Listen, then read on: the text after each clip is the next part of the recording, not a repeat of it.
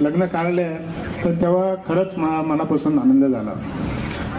आणि आपण इतके वर्ष ही पतसंस्था इतक्या यांनी चालवतात, त्याच्या सगळ्या पॅरामीटर्स काय आहे याच्याबद्दल सर्व ओळख केला. म्हणजे कोथमिरे साहेबांनी केला आणि हे केला.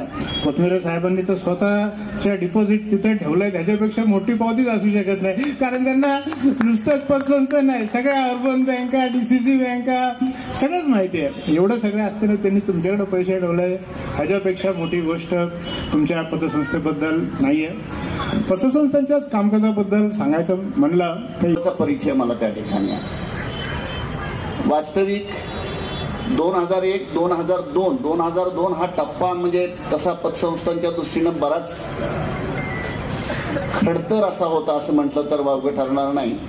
कारण 2002 मध्ये आपल्याकडे राज्यातली सगळ्यात मोठी पतसंस्था भुदरगड नागरी सहकारी पतसंस्था आपण ही ऐकून असाल, ती त्या ठिकाणी अडचणीत आली. जवळजवळ त्यावेळेस त्या संस्थेचे डिपॉझिट होते 250 कोटी. म्हणजे 2001ला 2002ला 250 कोटी म्हणजे फार मोठा विषय होता.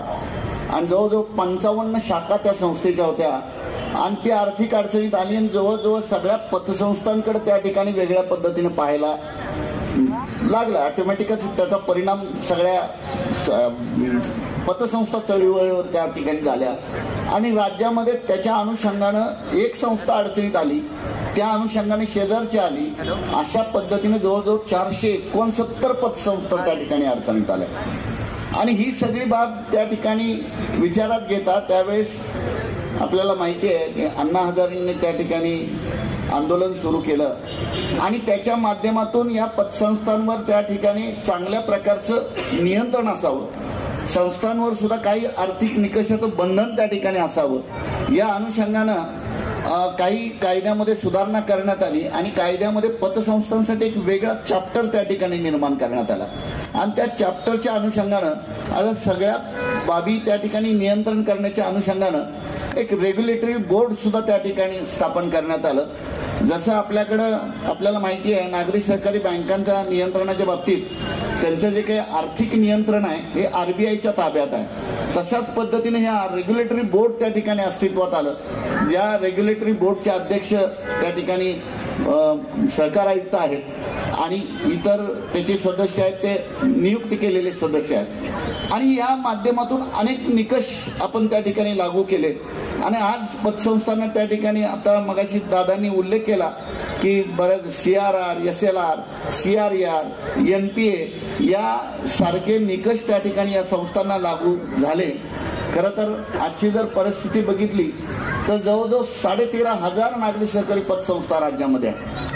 या 13,500 नागरी सहकारी पतसंस्थांपैकी आता आपली ही संस्था जर बघितली ती राज्य स्तर आहे. ती जर जी नोंदणी आहे तिचं कार्यक्षेत्र जे आहे ते राज्य कार्यक्षेत्र आहे. राज्य कार्यक्षेत्र असलेल्या जर संस्था बघितलं तर जवळजवळ 553 संस्था राज्य कार्यक्षेत्र असलेल्या. आणि या 13,500 संस्थांकडचं जर डिपॉझिट बघितलं तर 72,000 कोटीचं डिपॉझिट या संस्थांचं आहे. आणि कर्ज वाटप जर बघितलं तर जवळजवळ 53,000 कोटीचं कर्ज वाटप या संस्थांचं आहे. या नुसत्या गोष्टी जरी बघितल्या तरी आपल्याला त्या ठिकाणी लक्षात येईल की गाव पातळीवर सर्वसामान्याच्या किंवा शेतकऱ्याच्या बिगर शेतीविषयक गरजा पूर्ण करताना, आर्थिक गरजा पूर्ण करताना या पतसंस्था करत असलेलं काम अत्यंत उल्लेखनीय आहे असं मी वेगळं सांगायची गरज नाही.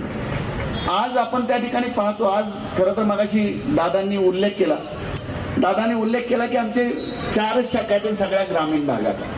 कारण सुरुवातीपासून मी त्यांना ते सांगितलं की व्यवसाय वाढवा, शाखा वाढवून उपयोग नाही. कारण नियंत्रण त्या ठिकाणी पुढं प्रश्न त्या ठिकाणी निर्माण होतो.